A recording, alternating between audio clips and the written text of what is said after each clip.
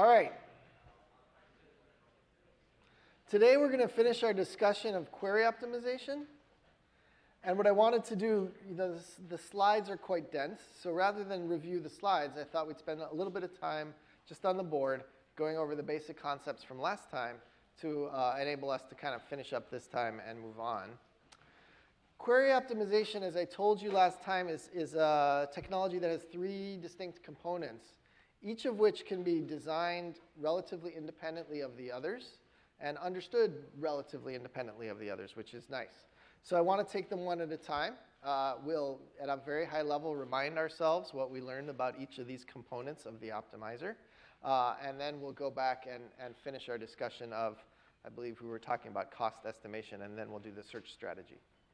So to begin with, we have to have a plan space. This is the space of all legal plans for a given query. So you give me an SQL query. There is a space of possible plans that we would consider for that query. Now, in any language, relational or any other declarative language, there is such a space. And typically, we might look at the whole space, or we might choose heuristically to only look at parts of that space. And what we said last time, based on the SystemR optimizer, is what we're going to look at in the plan space is these left deep join trees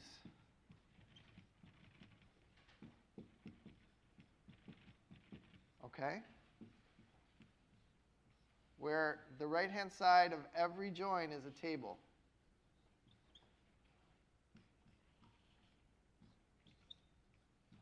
Something like that is a left deep join tree. Okay, so the right-hand side of every join is a table. And we know from the algebra equivalence that joins are commutative and associative, which means that we can take joins and we can flip the children. They commute.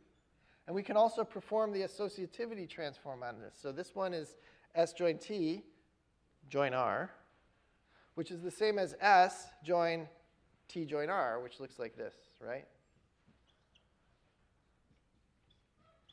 So the two transforms we can consider are this one, flipping these two guys, or converting this to that, which is actually not a left deep tree anymore. True? Okay, but from here, we can use commutativity to flip this one to be on the other side, and that's going to give us T join R join S. All I did was I took S, and I pulled it over to the right-hand side of this join, and pulled this subtree over to the left-hand side of this join. So you can actually go from here to here in 2 steps, T, R, S. And in general, if you play this game a lot, what you'll see is that through commutativity and associativity, the space of all the left deep trees that you can have is a choice of an outer relation, and then any order of the other relations as inners in a join pipeline. Right? So the space of left deep trees is this, and, well, keep S as the outer and reorder the joins. Right? So all I did was I took this thing and this thing, and I reordered them. Okay? So you can reorder all these things above S, or you can pick a different thing as the outermost, T, join R, join S, and you can then take all orderings over T, etc. So the space of all left deep trees that you can get through commutativity and associativity is a choice of an outermost relation and a permutation of the other relations. Understood? And that comes from our algebra rules that join is commutative and associative. Okay, so the space is all left deep trees. I'll leave one left deep tree on the board for you to look at. In addition to the shape of the plans we'll look at, we've got various access methods for the leaves. So B trees on various columns that may or may not be defined in your database. If you do have the B trees, great. As well as heap scans. And then we have various join algorithms, right?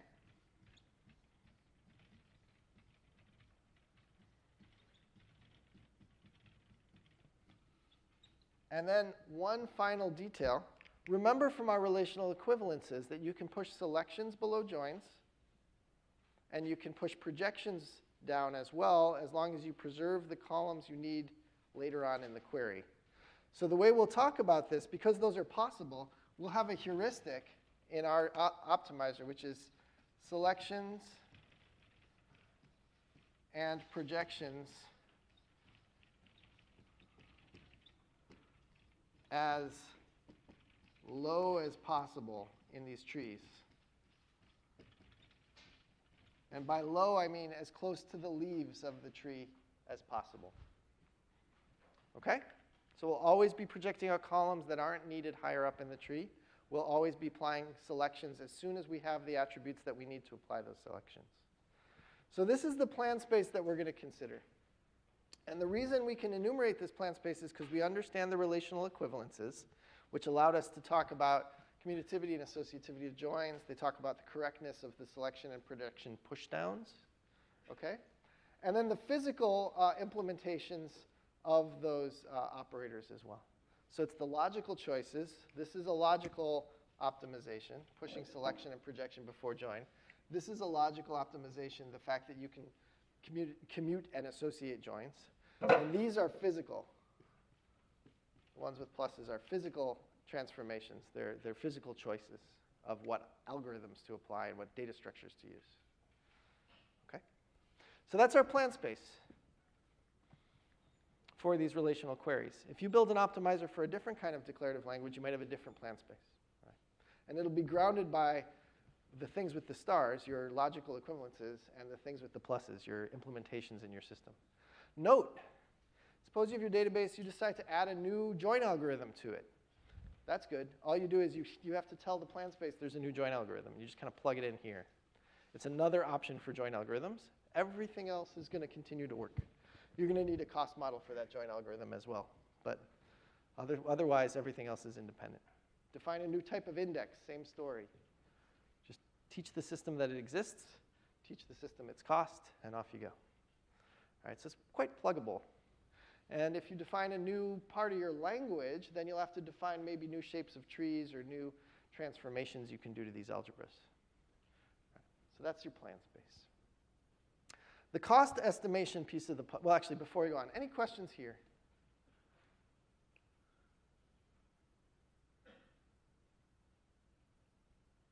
Okay.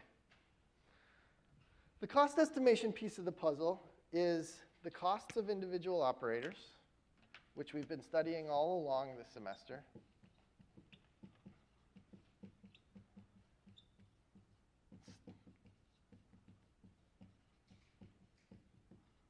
So individual nodes in these plan trees, right? And we have to be able to estimate the output cardinalities, the number of rows in the output for these operators, right? Because the output of one operator is the input to the next, and the costs are defined in terms of cardinality, in terms of the number of rows. We also probably need to know the output size in bytes, right? So you need to know the number of rows and how many bytes they occupy. And those are the inputs to the next guy's cost. So we'll need a way to compute the output of one operator because it's the input to the next operator, right? So this is done through what's called selectivity estimation, or what the book calls reduction factor estimation.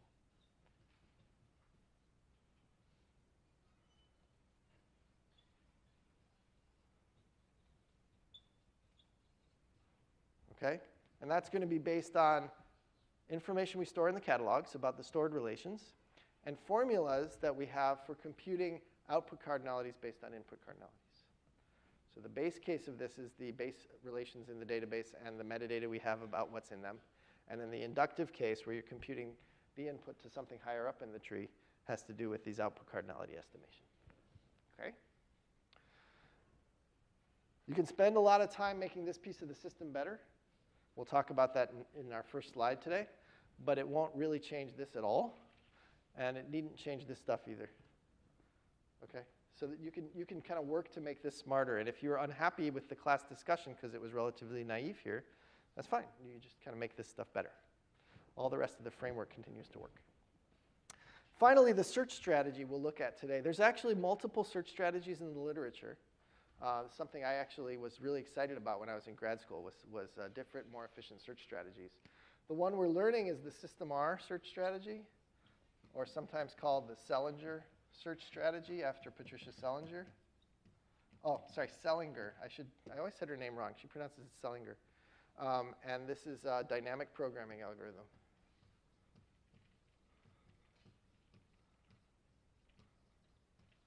This is not the only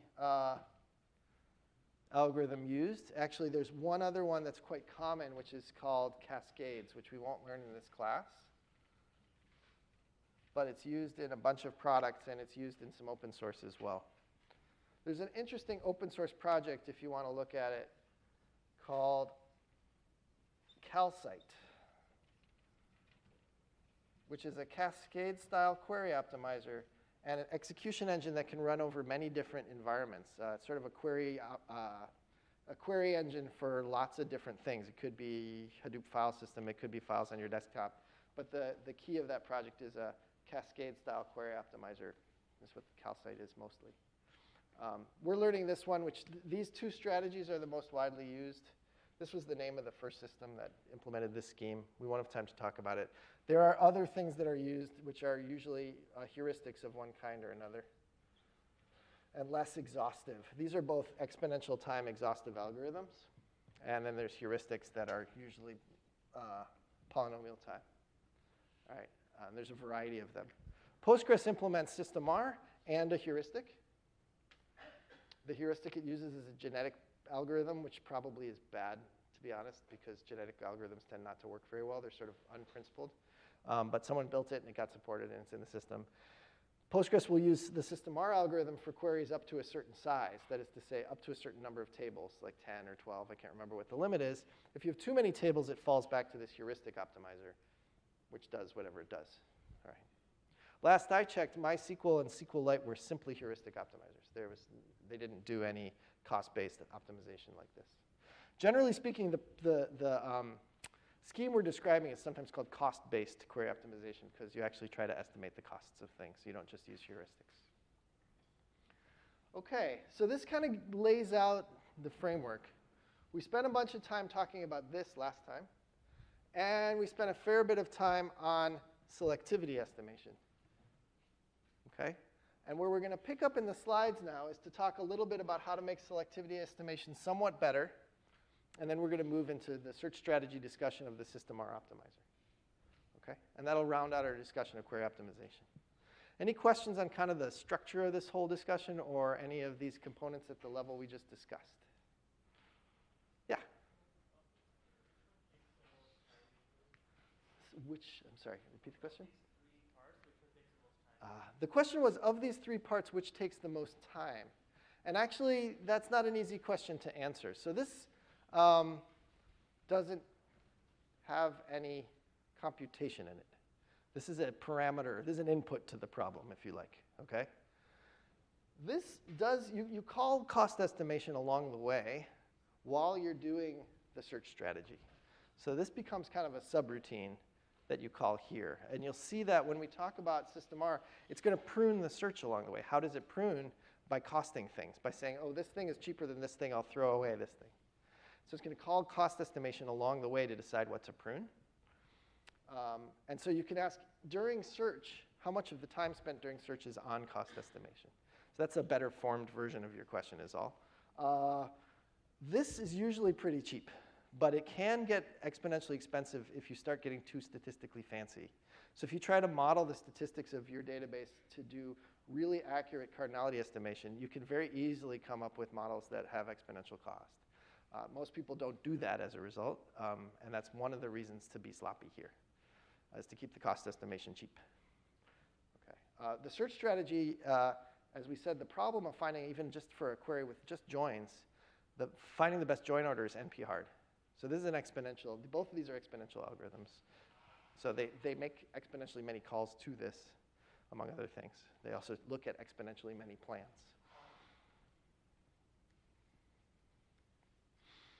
And it's exponential, I should say, in the number of tables in the from clause, just to be real clear. Other questions?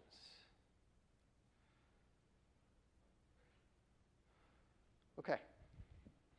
With that introduction, let's refine our selectivity estimation by looking at some somewhat more sophisticated metadata we can store in the catalogs. So if you remember our discussion last time, we stored very simple things in the catalogs. We stored this. Oh, you know, this. It's right here. Put it on the big screen. We stored things like the number of tuples in each table, the number of pages in each table, the minimum and maximum values in a column, the number of distinct values in a column, how tall each index is, how many pages there are in each index. Very simple statistics. Now, one thing we'd like to know for selectivity estimation is what's going to be the number of tuples in the output of a selection, let's say. Okay? So if I tell you with this data that we have a selection of the form, this not going to work. That's not going to work.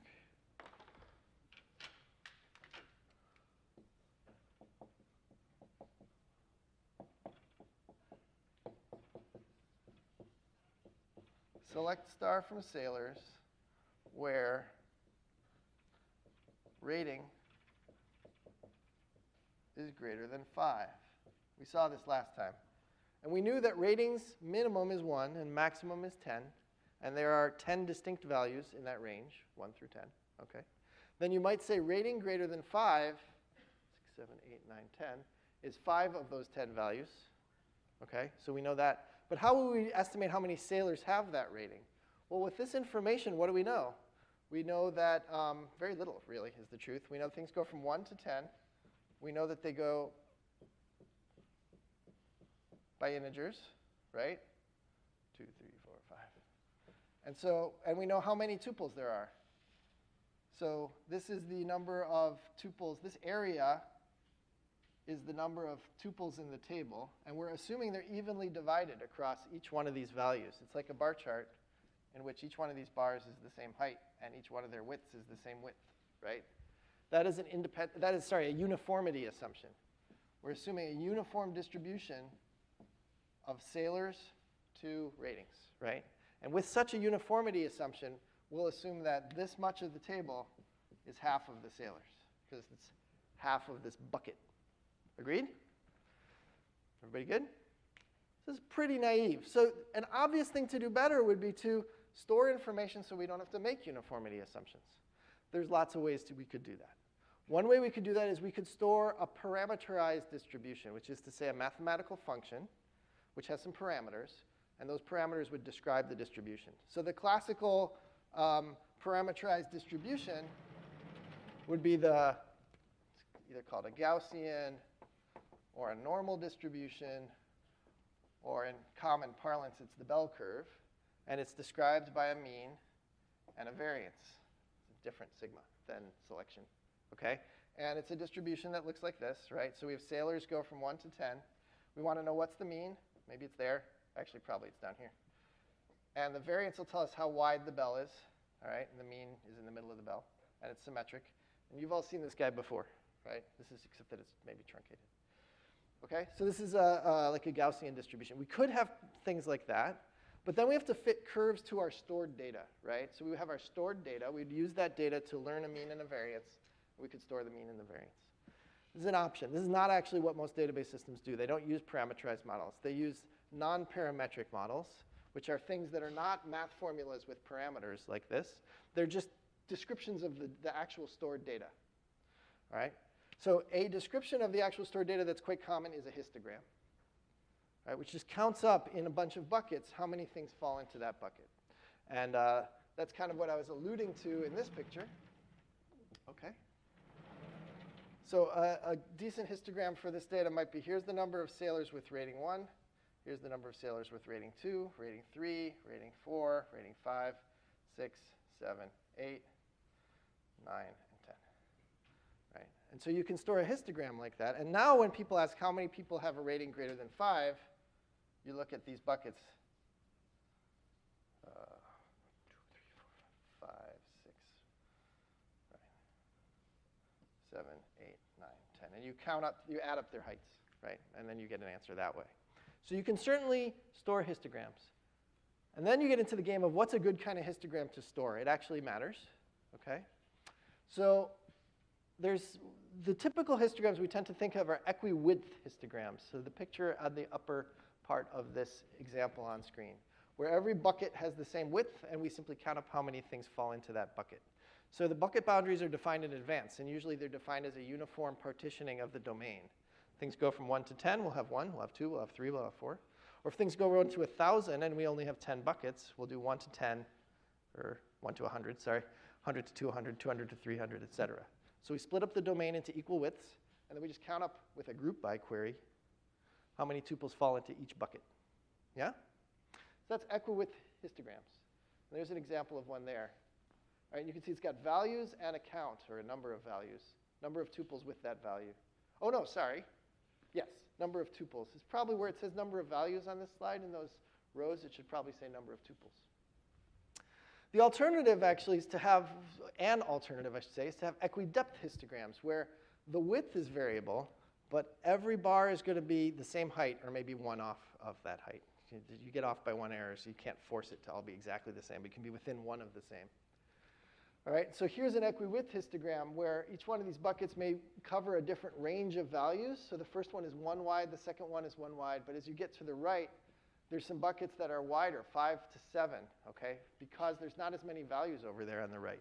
So it takes a wider bucket to grow up that high, right? And so these equi-depth histograms are capture information differently. And there's trade-offs between these in terms of how well they perform on estimation problems. One thing to think about, which is the point at the bottom of the slide here, is that equi-depth histograms are kind of like order statistics. They're like medians and quantiles. Because what it means to have 10 buckets of equal depth is to say 1/10 of the data is in the first bucket. That is the first decile of the data. 2/10 of the data is in the second bucket. If you take the buckets that are halfway to the left, then where you are, that is the median of the data. All right? And if you know anything about like looking at grade scores and stuff, you'll know that medians are very robust to outliers. So equi-depth histograms perform nicely if you're trying to estimate things and you're worried that there's outliers in the data that are going to skew stuff crazy. Okay? To think about an equi-width histogram, if there's one crazy outlier value way over here on the wood, it's going to stretch this whole thing out, right? Because we want each one of these to be equally high. And you're going to have a whole bunch of teeny buckets over here. And then you're going to have a bunch of not very information-rich buckets that are very tall over here, right? So equi-width is more sensitive to outliers. Just some intuition here. But on the other hand, they do pretty well capturing things like normal distributions, which are quite common in practice. And they're easy to implement, okay, because all you do is that group by query. Whereas equi-depth histograms, you have to do a median query, which if you recall correctly, you have to do quantile queries. If you recall correctly, it's harder to implement.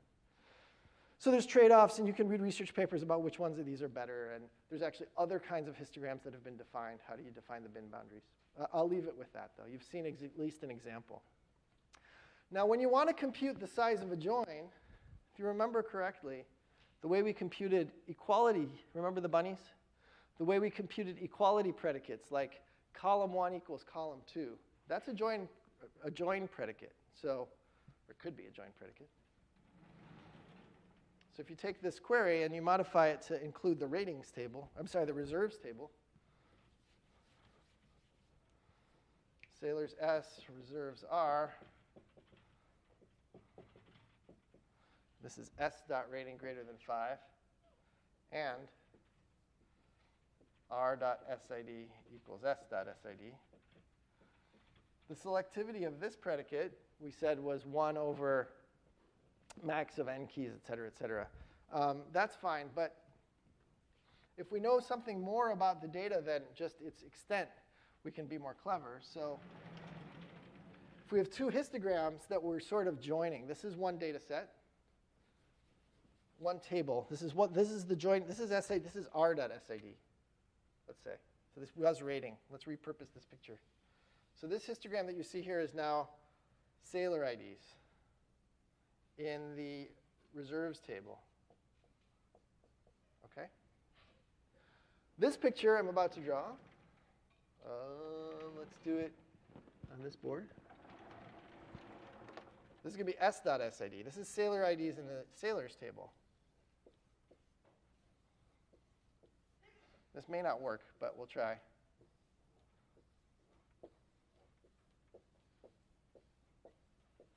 Very sloppy. These are all bars. These are not little mountains.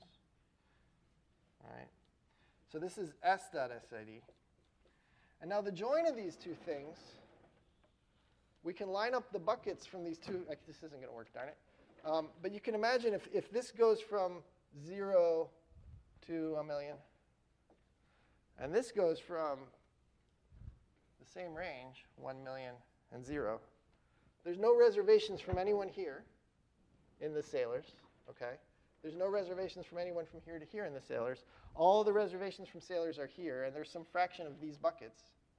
Then we should be using the reasoning that's on this slide, but we should be using it with respect to the overlap of these two histograms, right? Only in this range, and then taking account for how many reservations there are relative to how many sailors there are, bucket by bucket, not over the entire table.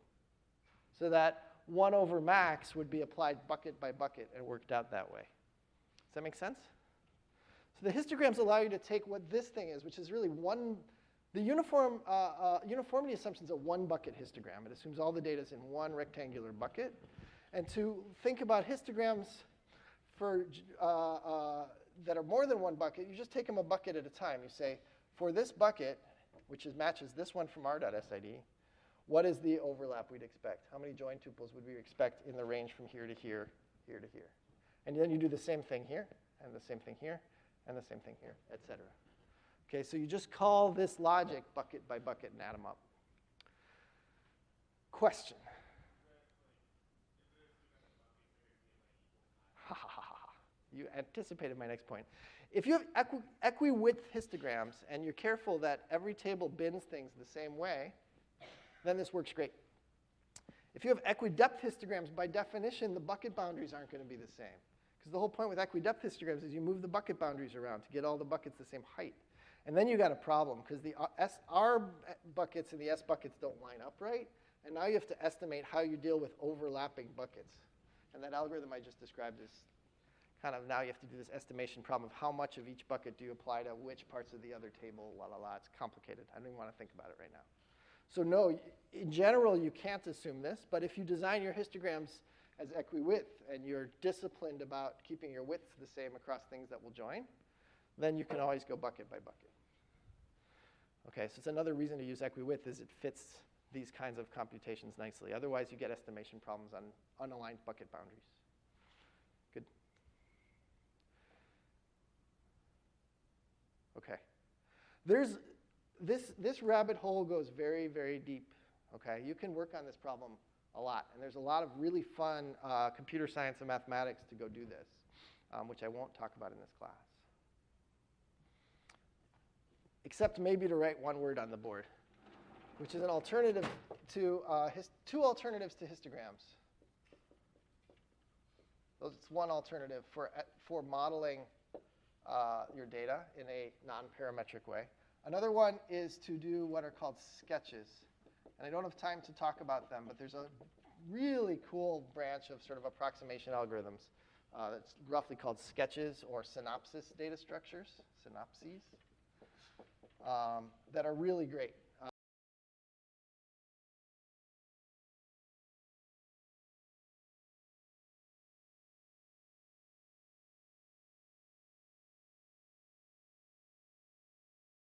You randomly sample the data to try to get a sense of what the distribution looks like. So sometimes people will use samples of the actual data to try to predict what's going to happen for costs over the whole data. All right, and again, the rabbit hole goes really deep. You can work on this for a long, long time. All right, and I won't go through any of this. But you've at least seen histograms a little bit. I will not hold you responsible for being able to do estimations over histograms. When we do homework assignments, et cetera, we'll stick with this kind of Selinger 1979 one bucket estimation problem. Okay, and we'll just leave it there. But I do want you to know, as educated database experts, that your cost estimation, this middle board, could be a lot more sophisticated. Okay? Great. All right, which takes us then to the third board, search strategy. Nope.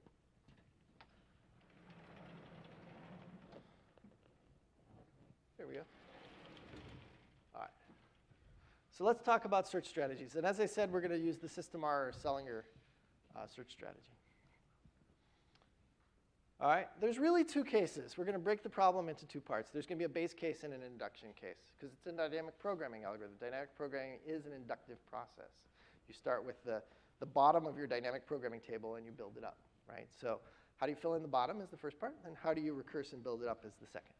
So we'll first look at plans for single relations.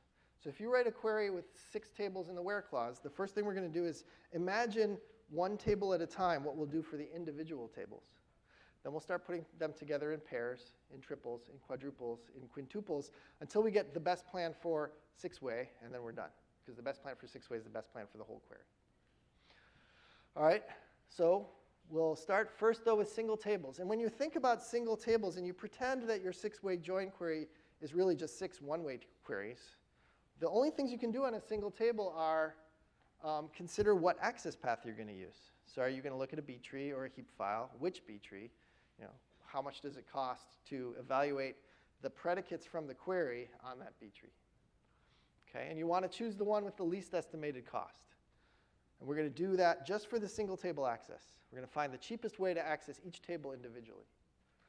We will do selection and projection as early as we can in the Sellinger algorithm. So we're always, because we're using this heuristic of applying selections and projections as low as possible, we're always going to ask, what columns can we throw away? What projections can we do? And what selections can we apply now so that we can start filtering things early? We'll always ask that on the way. And those things will happen on the fly, because after all, throwing away columns from a tuple, you can do it every tuple as it comes by. And throwing away tuples, you can also just examine the tuple and decide whether to throw it away. So selection and projection have no I/O cost. They're done on the fly, and we do them as early as possible. Because of that, we're not even going to draw them in our query plans. Because, of course, you apply any selections on S right when you access S. And, of course, you throw away any columns of S that you don't need up here. OK? All right. The other thing that happens with single table queries is, if it's truly a single table query and there's no other joins, then the results would be pipelined into a group by or an aggregate or what have you, potentially. Right? That won't come up in this discussion because we're looking at multi-table queries with joins. But if it were a single table query, we would pipeline things into grouping and aggregation. So let's look at these single relation subplans. All right? Well, there's a bunch of cases that may apply for our query. One is that there's an index on a primary key of the table. So maybe we know some schema information that this is a primary key. And that index matches one of the where clauses.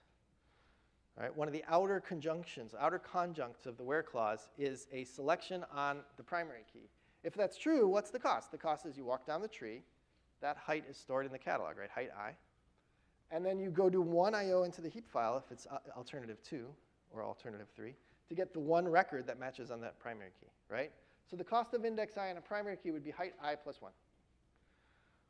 Second possibility, you may have a clustered index, also called I, all right, that matches one or more of your selection clauses in your where clause. In that case, clustered index, right? So remember the picture with clustered indexes.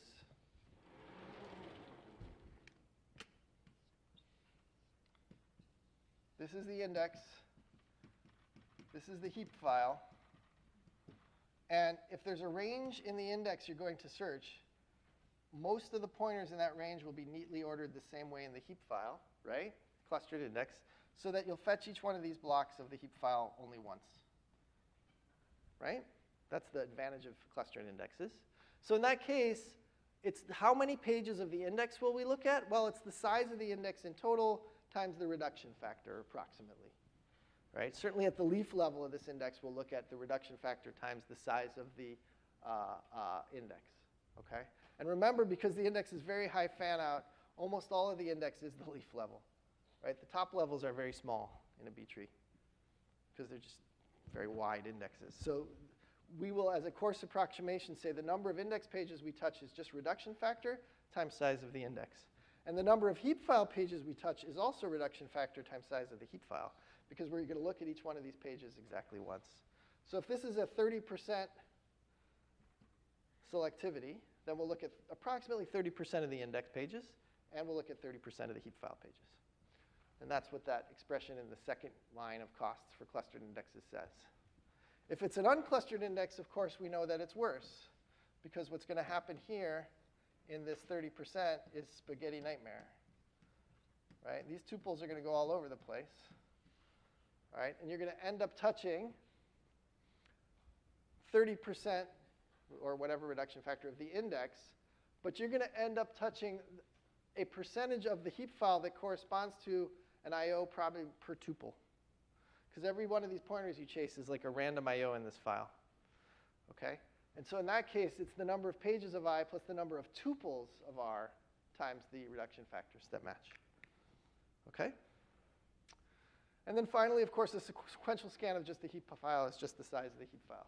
So all of these constants are constants that were in the Sellinger catalog, right? And this is the formulas to compute the base table costs.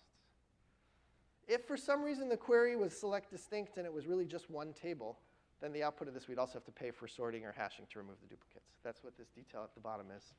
But we're going to look at multi-table queries in a second. So for multi-table queries, you wouldn't worry about that. So let's look at a quick example to make sure that we clarify this point. Here's our little query. It's a single table query on Sailor's S, where S.rating equals 8. Right? And the only column we're getting out is SID. So as we scan these sailors, the only columns we care about are SID and rating, right? And we're going to apply the rating on the fly. All right? Now, if we have an index on rating, all right, rating is not the primary key of the sailors table. The cardinality of the output, because we decided uniformity assumption, there's 10 distinct ratings. This is equality. So this is 1/10 of the tuples will match this based on this uniformity assumption. So the cardinality is going to be 1/10 times 1 over the number of distinct keys. 1/10, which is 1 over the number of distinct keys, times the number of tuples. There's 40,000 tuples. So we expect to have 4,000 tuples in the output, okay? If it's a clustered index, we should look at 1/10 of the index pages and 1/10 of the heap file pages, right? So it's 1/10 times 50 for the index plus 500 for the heap file. We'll retrieve about 55 pages. That's the cost of that plan using the clustered index. The cost of a plan, if it happens to be an unclustered index, is 1/10 times 50 pages here and 40,000 random IOs down here. 1/10 of that is 4,000 plus 5 is 4,005. Okay? So those are your costs for a clustered index for an unclustered index on rating. If you have an index on SID, well, gosh, you could use it, okay, as your access method for this query. You could. All right? It's a legal access path that will get you all the sailors, but you're going to have to go through that index and look at every single entry in the leaves, right, because there's no predicate on SID. That's OK. You can do that. You have to retrieve all the tuples and all the pages. If it's a clustered index, the cost is going to be 50 plus 500. If it's an unclustered index, it's going to be look at all of the index, and for each tuple in the table, look at every do an I/O, right? So it's 50 plus 40,000. So this is a crazy plan. It's a terrible plan. But the optimizer will enumerate it because it enumerates stuff, OK? And that's fine. It'll prune it away in a minute because it's going to say it's too expensive. So does SQL usually do kind of a group by under the covers? No. What do you do like for a query like this, like kind of underneath group by SID rating, since that's all? Let me rephrase your question, maybe. What a good query engine might do in this case is to throw away, as it reads things from the disk, any attributes that it doesn't need. So it would project to just SID and rating. But it wouldn't remove duplicates the way a group by would, because it needs to keep the same number of tuples on the way out. So the question was, would SQL do a group by under the covers? The answer is no. Would a query engine throw away some of the columns? That kind of depends, to be honest. I mean, if your table is laid out on disk and you're bringing it by pages into the buffer pool, you'll just be reading the tuples the way they are in the buffer pool. You're never copying them out of the buffer pool. So there's no real notion of throwing away the columns. They're just there on the page as it comes into the buffer pool, and you never copy them again. If you were feeding this into another algorithm, like a join upstream, then you would potentially throw away the columns as you pass the tuples down the pipeline and copy them. Question? Yes? Going back a bit, you said before that you apply projections when you can. Yeah. Will you ever have a case where that would actually slow things down? Good question. Okay. To answer these questions properly, I have to back up a little bit, and I'm thinking I will do that in a second. All right, so hold that thought, and we'll come back to it. Yes?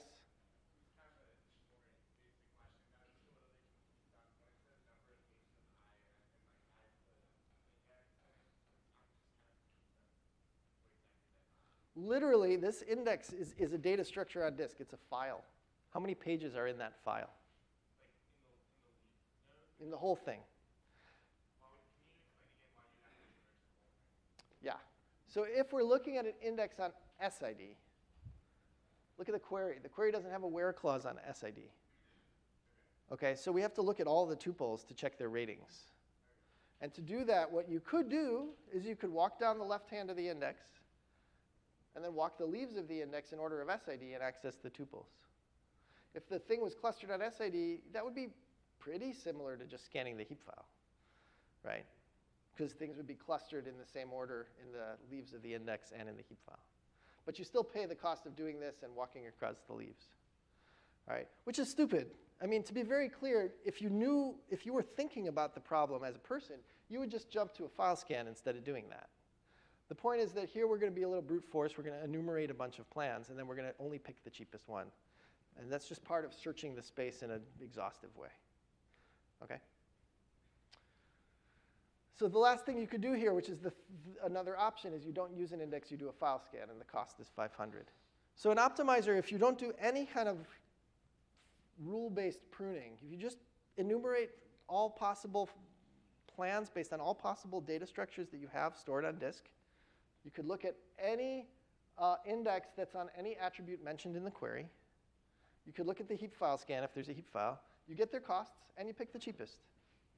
Okay? And in this case, pretty obviously, the cheapest would be to use the rating clustered index if it existed. If it wasn't clustered, though, the best thing to do would be the file scan. And the file scan is always going to be better than an index on some attribute that's not in the where clause, actually. So that was probably something we should have had a rule in the optimizer to prune out. That's OK. This sort of got us thinking. So sometimes in the optimizer, you can add some things that will prune things out because they could never win. But you can always have the optimizer enumerate them and throw them out as you go. Throw out the more expensive things as you go. OK, so this is a little brute forcey. So I want to back out now. We're going to take a pause unless there's any more questions on single table cost estimation and enumeration. This is kind of almost the same thing we've always done. This is just cost estimation. We're looking at all the plans, and we're looking at their costs. All right? We haven't done anything interesting algorithmically. That happens in the inductive step when we look at multi-table queries. But let me take a pause because I was getting two questions that were very related about projection on the fly and what does that really mean. All right? So let's be careful and think about how we described how tuples get into query plans in the first place in a traditional relational database. Tuples live on the disk in pages, right? And when I draw a picture like this one, and I say we're going to scan this heap file, what do I really mean? What I mean is we're going to look at a sequence of pages on the disk, and we're going to request the buffer pool load them. We're going to say, hey, buffer pool, here's page number 1 of that file. Here's page number 2 of that file, right, et cetera. I'll say, hey, buffer pool, I want to see page number 1 of that file. If it's not in the buffer pool, it will evict something, and then bring page 1 in here somewhere, right? And then there's an algorithm over here like selection. Or really, it's just file scan. And the file scan query processing algorithm is going to go through every tuple on this page and decide whether to pass it along to the output. Okay? It's actually not going to copy these tuples. It's going to look at them in memory in the buffer pool. Okay? So these are tuples remain in the buffer pool. Projection actually doesn't do anything here. We don't really project anything. We just, until we form an output tuple, we don't project anything. When we form an output tuple, that is to say we're going to pass this maybe to a client library that's going to send it off to a client on the internet if it's a single table query, okay? So there's a connected client like P-SQL that you guys type, right? P-SQL connects to the Postgres server through, say, TCP/IP. There's various ways it could connect. That's one. All right? When this thing is actually generating an output tuple that's going to be sent over the wire to the client, then it will copy it out of the buffer pool, project out any columns it didn't need, okay, and send just, in this case, the SID. But it applied the selection on rating just by looking at the tuple in the buffer pool. It said this tuple here, is the rating equal to 8? No. Let's move on. This tuple here, is the rating greater than or equal to 8? There's no projection involved with that selection, okay? That said, suppose that the next step of the plan isn't output to the screen, but it's, say, a join. So we've got a file scan, passing things into a join. And maybe the join is, again, on SID equals SID. So this is a file scan of Sailor. And this is a file scan of Reserve. And this is a nested loops join.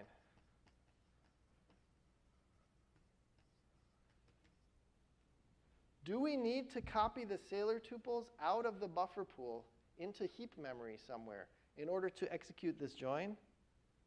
Actually, no, we don't. We can continue to pass a pointer to a tuple here. So this join algorithm actually doesn't get a tuple as its input. It gets a pointer to a place in the buffer pool that holds that tuple as an input. Right? And we never copy that tuple at all. It stays in the buffer pool, and just a handle to it's passed here. And all of this looping that happens in this nested loops join never copies any tuples at all. Which is good, because copies actually are really expensive. They blow the caches in your processor and all that stuff. So generally speaking, when possible, we'll leave things in the buffer pool, which means there's no projection that's really happened. All right? However, if this thing is a hash join, well, you know how hash join works, right? We're going to take the tuple out of the buffer pool. We're going to copy it into a hash table. And then we want to apply a projection before we put it in the hash table. All right? So anytime you're going to copy something out of the buffer pool into the heap memory of a query processor, that's the point where you want to do a projection. Make sense? So in memory, while you're looking at queries, when we talk about tuples, some tuples are by reference, and we leave them in the buffer pool. But sometimes when necessary, tuples get copied by value and stuck into data structures. All right? And you can be careful about that. Sometimes you want to leave the data structures pointing back to the buffer pool, and sometimes you don't. Remember that if we copy a tuple out of here, if we take a tuple out of here, we put it in the hash table of our join, and we do it by reference, that would mean we would have to keep this page pinned in the buffer pool. That's not cool. You're not allowed to pin things in the buffer pool for very long. Okay, so while something's by reference in a query, it has to be on a pinned page. That's okay for the outer of for the inner of a nested loops join. It may not be okay for the outer of a nested loops join, depending on how you implement things. So another reason you copy stuff, I'll slow down. Another reason you may copy something out of the buffer pool is so you can unpin the page in the buffer pool. Okay, and that'll put less pressure on your replacement policy. Right? So if something's by reference in the buffer pool in a live query, that buffer pool page has to be pinned. Does that make sense? Okay. So projection only matters when you copy things, because then the result of the copy is smaller, which is good. Takes up less memory. All right. And we'll do this case by case. We'll probably not talk about this again in this class, but in future you should be thinking about this. And of course, when we think about our data structures in our joins, we do care that you apply projections, and you will be potentially asked about that on exams, okay? All right. The question that you asked was, is it ever a bad idea to do projection early? Does it ever cost to do projection early? And I guess what I'd say is, if by projection you mean copy it out of the buffer pool in order to achieve the effect of projection, yeah, you don't always want to do that, because sometimes there's no reason to copy it. Does that make sense? Oh, that was your question. Does that make sense? Yeah, good, cool. Other than that, I mean, if you're going to do a copy anyway, you might as well have the output of that copy be as small as possible. I've never heard of an expensive projection otherwise. All right, so that was some pretty low-level details. By the way, and I think I never mentioned this, we wrote a really exhaustive paper called Architecture of a Database System. If you really care about this stuff, we wrote about really under the covers how is this stuff implemented that's not in your textbook. So I wrote this with Mike Stonebreaker, who is my master's advisor, who was the Ingress and Postgres inventor, and a guy named James Hamilton, who worked on IBM DB2, Microsoft SQL Server, Microsoft NTFS, and now is like Lord of all operations at Amazon. Really like well-versed guy in the industry. And we talk about exactly what goes on under the covers, including things like, okay, where's the tuple in memory really? We have this conversation in that paper. So if you're really curious and you don't remember today's lecture, you want to know more, Google for that thing. It's very detailed, more detailed than most of you care about. With that, I'm going to pop the stack and go back to query optimization. We good? Okay.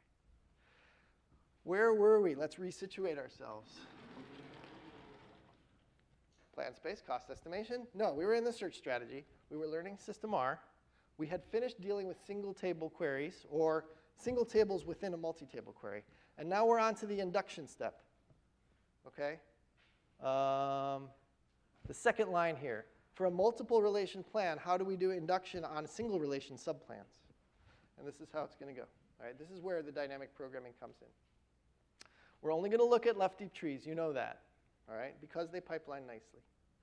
So none of those. And as we said at the beginning of lecture, left deep plans differ in the order of the relations, ABCD versus BACD versus ACBD, et cetera. They differ in the access method for each relation. So is it a heap file scan, or is it one of the B trees, et cetera? And they differ in the join method. All right? That's the only things you can do with the picture of a left deep tree. You can move the relations around, and you can change the annotations of what's the access method of the leaves, what's the join algorithms of the joins. That's it. Okay? All right, so we're going to enumerate this in n passes. Pass 1 is going to do what we just described. We're going to find the best one relation plan for each of the base relations. So we'll find the best way to access A, the best way to access B, the best way to access C, and D. And we'll do them independently. In pass I, inductively, we will have found the best way to produce plans of size I-1 tables. And in pass I, what we're going to do is find plans that are of I tables. And we'll find the best one of those. So what's the best way to join a result of an I-1 relation plan, which will be the outer of our join? So think about an I-1 tall tree here. Maybe I-1 is 2. A join B join C. And then we're going to ask, how do we join that to D? How do we join it to E? How do we join B, D, E to C, et cetera? So we'll find all these three-way plans and add one to make them four-way plans. I'll go through this in detail now. For each subset of these relations, after we look at all the I-way plans, we're going to keep the cheapest I-way plan for each subset of relations. Right? For each subset of 4 relations, let's say, A, B, C, D, A, B, C, E, B, C, D, E, et cetera, we'll keep the best plan for each one of those subsets, the one that's cheapest. We will also keep something called the cheapest plan for each interesting order of the tuples. And I'll show you what that means in a sec. So we're actually, as we go, we're pruning, but we're keeping the cheapest plan and the cheapest plan for each interesting order. So the pruning is not down to just one thing. The pruning is down to a few things at each step of this recursion. We're going to have a dynamic programming table. It's going to look kind of like this. These are the attributes of our dynamic programming table relationally. Okay, so if you can think of this dynamic programming table as a table, this is what it has. It has the subset of tables in the from clause is one of the attributes. So for tables R, S, we're going to have the best plan for no interesting order, so just the best plan overall. So the interesting order columns in the first row is none. And the best plan for that is, let's say, a hash join of R and S. So we looked at all the possible ways to join these things. We estimated their costs. And we said, by golly, the best, cheapest plan for joining R and S is hash join. And its cost was 1,000. All right? So that's the best plan. That's the winner for that pair. But in addition, we'll keep for that pair the best plan for the interesting order R.A, S.B. Suppose you wanted the output of this join ordered R.A, S.B. Why would you want it that way? I'll talk about that in a minute. But suppose you cared about it being ordered. In that case, the best plan was a sort merge join, which cost 1,500. Okay? We're going to keep that too. Now, you might ask, what is an interesting order and what makes it interesting and why would I want it? An intermediate result has a, quote, interesting order if it is sorted by any of the order by attributes in the query. Suppose the query said at the top, order by r dot a comma s dot b. Well, rather than using the first plan and sorting, it would be cheaper to use the second plan, okay? So if there's an order by clause in the query, as you go, you should keep track of things that will give you that ordered output. Otherwise, later on, you're going to have to pay for the cost of sorting. All right? But the same applies to group by. If there's a group by later on r dot a comma s dot b, we could save ourselves the trouble of grouping later on if it happens that our plan from below just produces things in the right order. All right? And then the final thing that might be interesting later on is maybe you can order this by some attributes that we still need to join on. Like maybe this is going to be joined with t, and t joins on r dot a. Okay? Well, then having this sorted means maybe we can do a really cheap sort merge join with t. All right? So it's an interesting order to see that it's ordered by r dot a s dot b because it could be used in a join with t on r dot a. So things are interesting if there's still work to be done later in the query that's either order by, group by, or join on that attribute. Okay, so those are our interesting orders. And with that, here's how we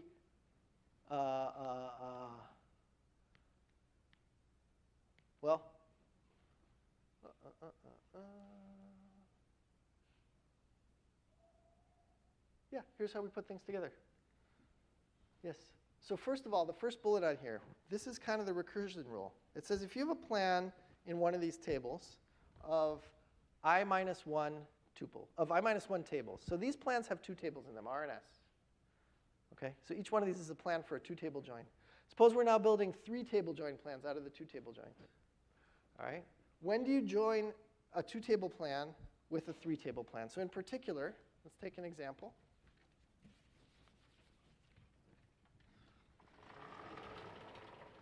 Suppose our query is on R, S, T, and U, 4 tables. And we had those R and S joins. So we had the best way of joining R and S. All right? Actually, we had two ways of joining R and S. One was best, and one was interesting ordered best. Okay? Let's encapsulate that. Somehow we're going to join up R and S. And now we want to join in something else to make a three-way plan. Okay?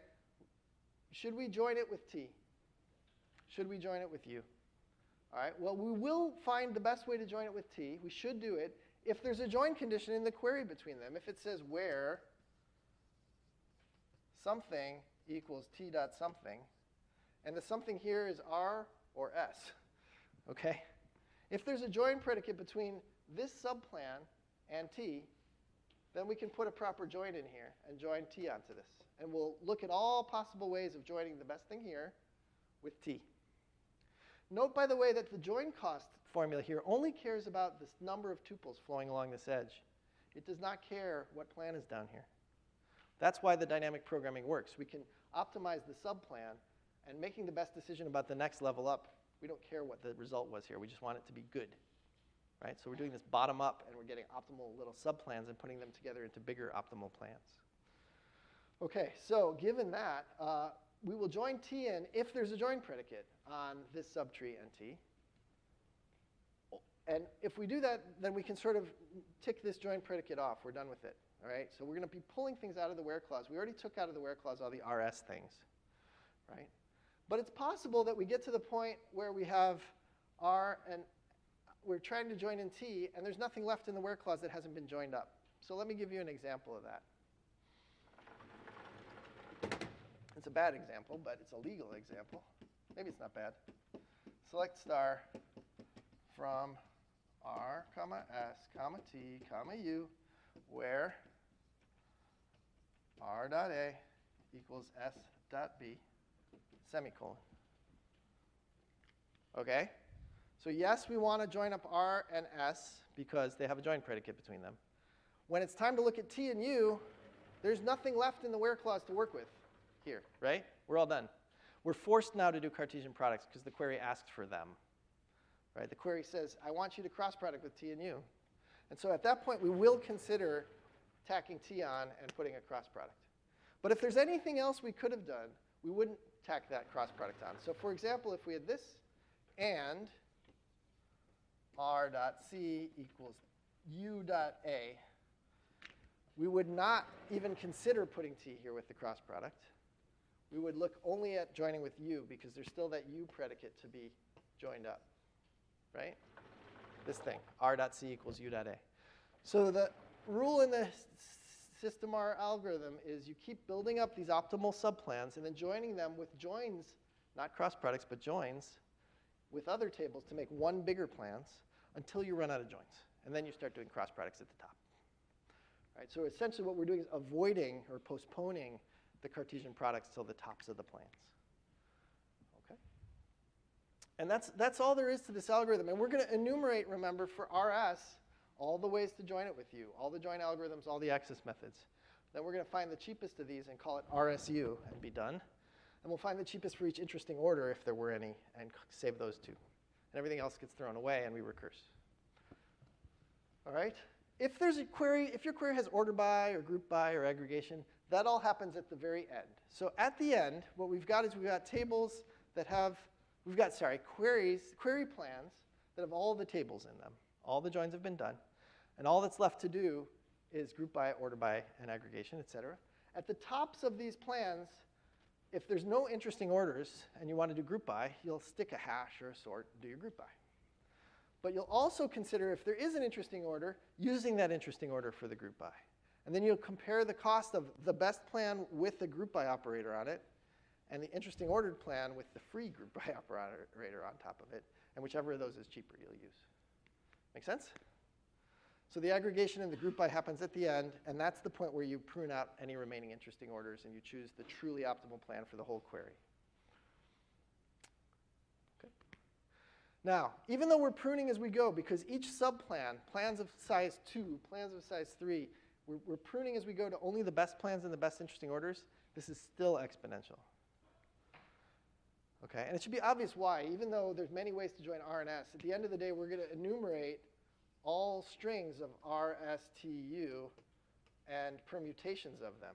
We'll do RSTU, RTUS, STUR, et cetera. It's just that we won't keep all the possible plans for all of those orders.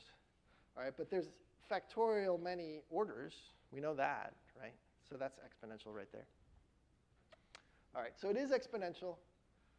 Do recall in practice that the costing is IOs and CPUs. We've been sort of eliding the CPUs.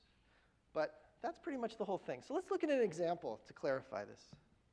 All right, here's our example. We've got sailors, reserves, and boats. It's a three-way join. We've got join predicates between sailors and reserves, between reserves and boats.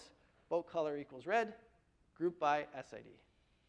So on the first pass, we're going to get the best plans for accessing sailor, the best plan for accessing reserve, and the best plan for accessing boat.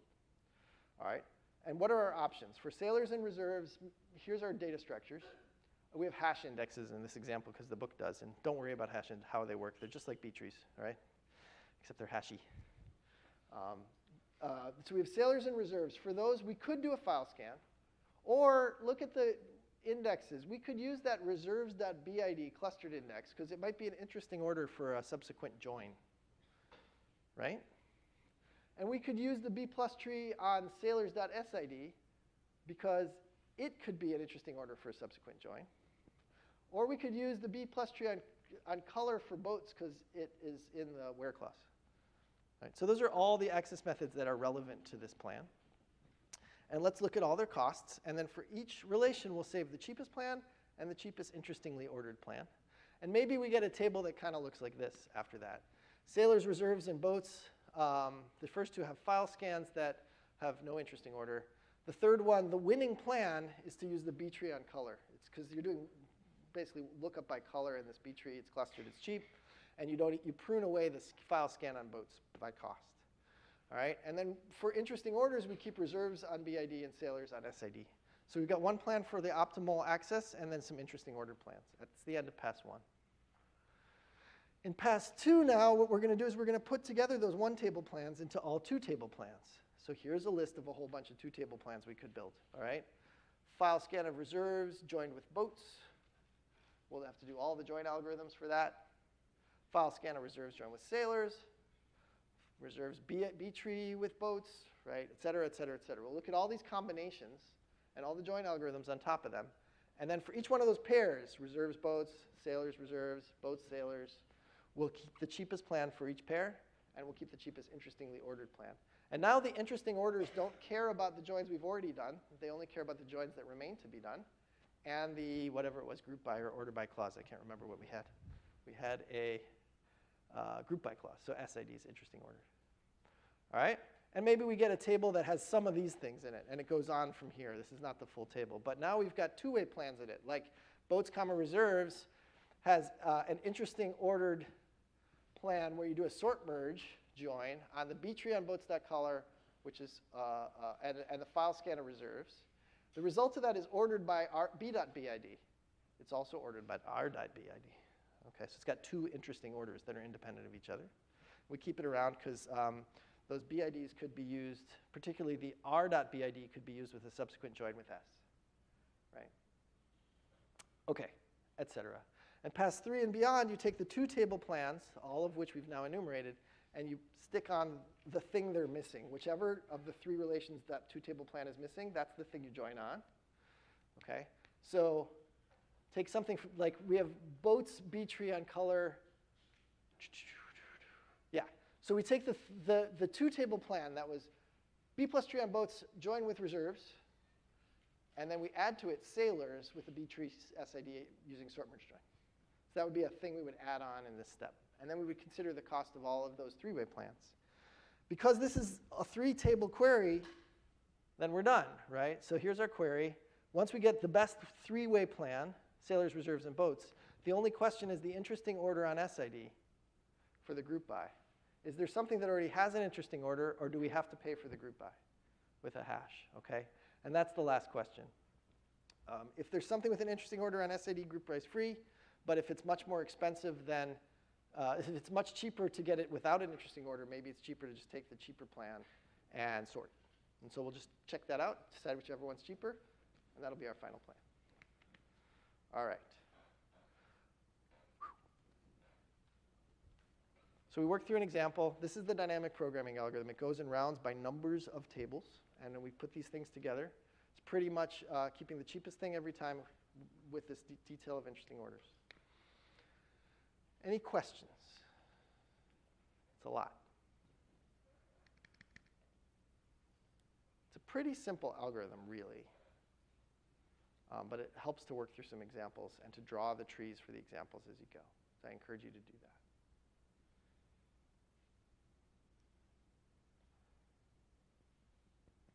that. Okay. With that, we've covered all three of the pillars or parts of Query Optimizer.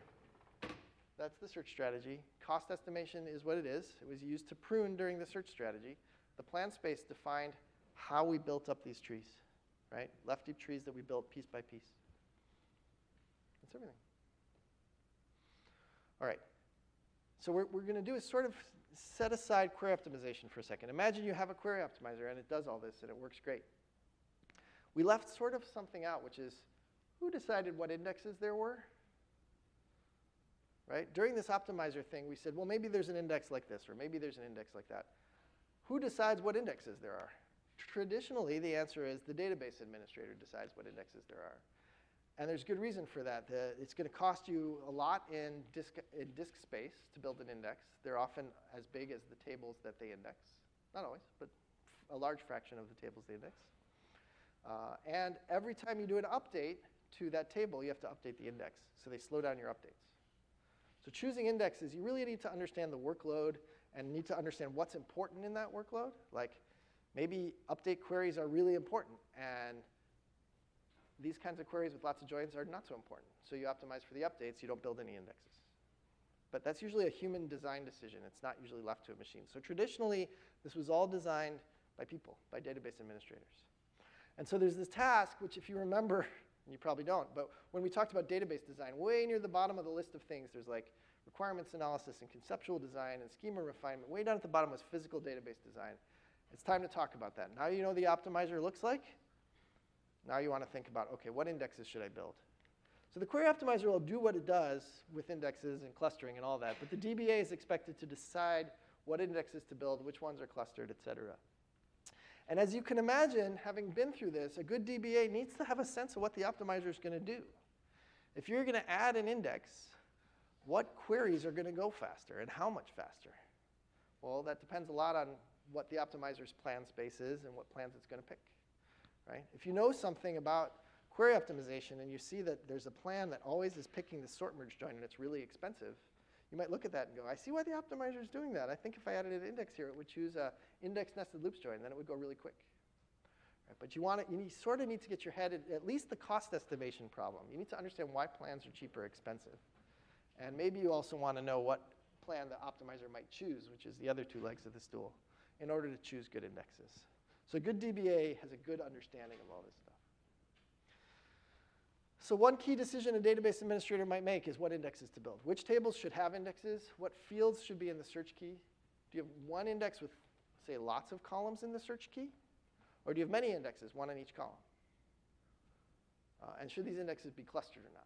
So we're going to go through that questioning process now for the last 10 minutes of class. It's intimately tied with the optimizer, right? It's the things that give the optimizer a bigger plan space for physical plan selection. Adding an index adds possible access methods, which combinatorially increases the number of join plans we could look at. Okay. So here's a greedy approach to choosing what indexes to add to your database, if you're a database administrator. Think about your queries that you get, generally speaking. You can be sloppy about this. Be like, there's the queries that update the grades. There's the queries that produce the grade reports. There's the queries where the students can log in and check their own grades. Like, which ones of these is the most important? Right, so you rank order the kinds of queries you get, and you consider them in turn. So the most important queries, let's say, are, I don't know, entering grades, because that happens a lot, because we change our minds about your grades all the time. We don't do that, but probably a bad example. Not a high update rate application, but that's okay. Imagine a scenario like shopping, all right? So the transactions table at a website that does shopping, we add things to it all the time. So those have to go really fast. You always want people to be able to check out fast, because that's when they spend their money. Don't want to get in the way. All right, so that's the most important thing first. What would be the best plan for that transaction based on what we have today? Could you do better if you added another index? Could you make that top most important query faster by adding another index? If so, go for it. And then iterate. So that's kind of the greedy approach. And you do this till you kind of run out of budget. What's budget? Could be disk space. Or it could be the cost of doing updates, right? Like, I can have like 3 indexes on this thing before updates get too slow. What 3 indexes should I have? Okay? So you have to consider the impact on updates. Indexes make queries go faster and updates slower, and they require disk space. So that's kind of your budget in this greedy algorithm. You keep doing it till you run out of space, or your updates are going to get too slow. All right. Now, what index should you build, though? Well, here's the things you have to think about. The attributes mentioned in the where clause, those are the indexes that you care about. Any other indexes are kind of a waste of time. All right. Unless they provide sort orders for sort merge join. Scanning an index will give you things in order. Right? That might be interesting to you. All right. But attributes mentioned in a where clause are definitely candidates. Remember, this is really important, and it's a super easy thing to ask on a test. So test question alert. If I give you a query and the where clause is a range predicate, right, this may actually have been on the midterm for all I can remember. I can't remember now. If the query has a range predicate, like rating greater than 5, remember that a clustered index will help, right? Because you're going to scan across. Many tuples will match that in the index, and you'll follow a pointer from each one of those matching tuples. And if it's clustered, that'll be few IOs in the heap file. And if it's unclustered, it'll be an IO per tuple, right? So if you have range queries, clustering will help. If you have equality queries, rating equals 5, does clustering help? How many people think clustering only helps for range queries? It does not help for equality queries. How many people think clustering helps for equality queries also? All right. For those of you who raised your hand, why would that be true? Right, right. So this was a bit of a giveaway, right? Obviously, there's more than one sailor with rating equals 5. When you get bottom of the index and you're looking at all the 5s, if it's unclustered, you'll do random IOs for all of those 5s, right? Each 5 is a different random IO. Now, if it's a key column, like SID equals 5, There's only going to be one thing that you chase, and so clustering won't help. So equality on key columns is the case where clustering doesn't matter, okay? And so an unclustered index is fine. Remember, you only get to sort the heap file one way, so you can only kind of cluster on sort of one index. So it's kind of a big decision. Exact match conditions do require clustering is the answer to this thing, if they're not on key columns. All right. Obviously, you'd like to get more bang for your buck, so the utility of an index is the number or the importance of the queries, the many queries that it may help with.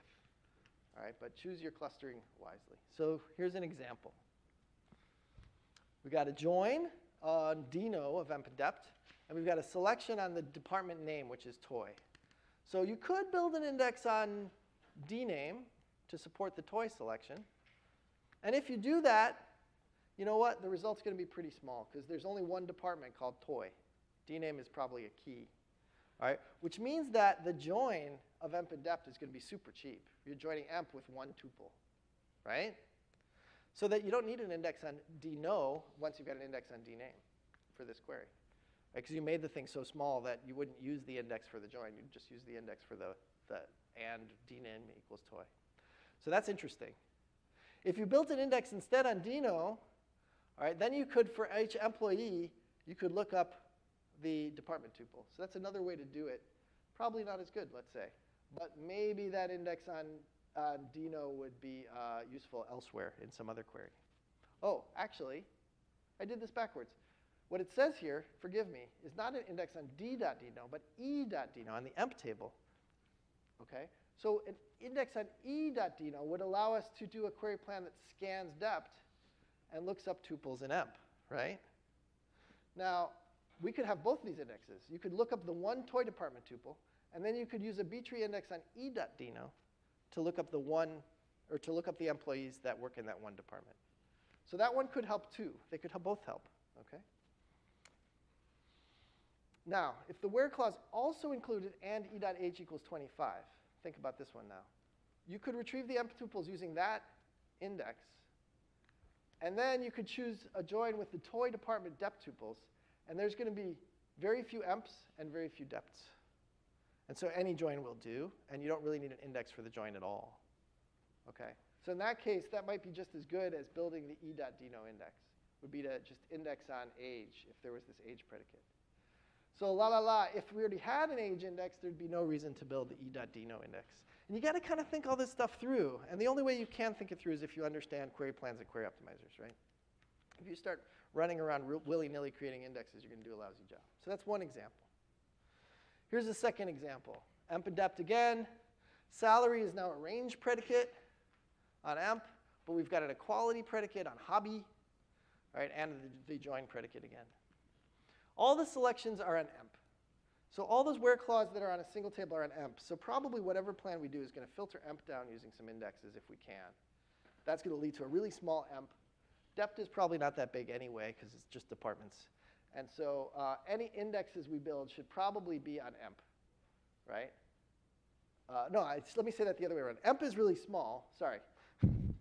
After all those selections, emp is really small. So if we're going to do a lookup, the lookup should be into dept on an index nested loops join. Let me draw that picture. I was making a different point out loud than the slide was making.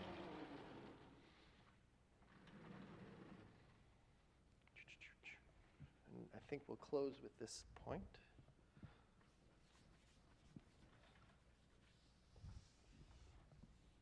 The first bullet of the slide, to clarify so I don't confuse you with what I said.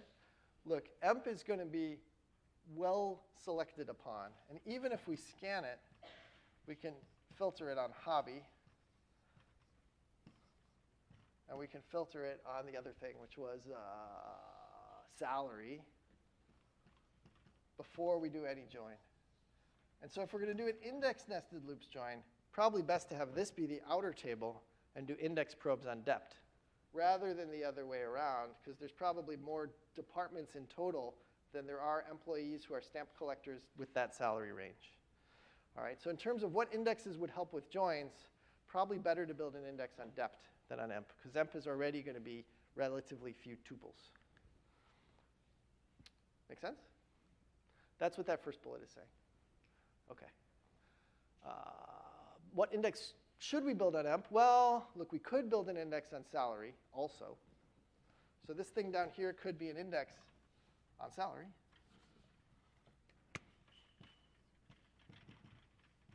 And it would be a range index, right? It better be clustered if you do that. Or we could build an index instead on emp.hobby, which would be a single value.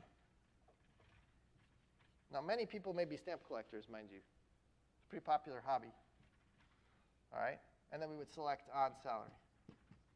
So you have to decide what's the selectivity of hobbies being stamp versus the selectivity of salaries being in the range of 10,000 to 20,000, right? And if you don't know anything about the distribution, uniformity assumption would say that equality selections are probably better than range selections. So maybe you'd build it on hobbies. Bottom line, a bunch of eyeballing and heuristic thinking will help. If you understand how the optimizer works, you can do that heuristic thinking in a sensible way. And where we're going to go next time for about a slide or two is to say, I will give some examples of this. There are systems, the end of this, where was it? Here. Modern systems will do some of this for you. So there's tuning wizards in like IBM's product and Microsoft's product that will go through this thought process kind of for you based on a log of queries they've seen in the past. So these systems will log every query they ever see, and then they'll, if you want, analyze that log to try to do this thought process for you. What's the most important query? It's the one that gets asked the most often, et cetera. How much better would this query be if we added another index? And they'll go through that process for you and make suggestions, and you can choose the suggestions or not. We'll talk about this again when we get back next time. We'll finish with index tuning, and then we will be done with the single user relational database stack and talk about text search instead. So that's going to happen next time. Good luck. Homework is due 2 weeks from today.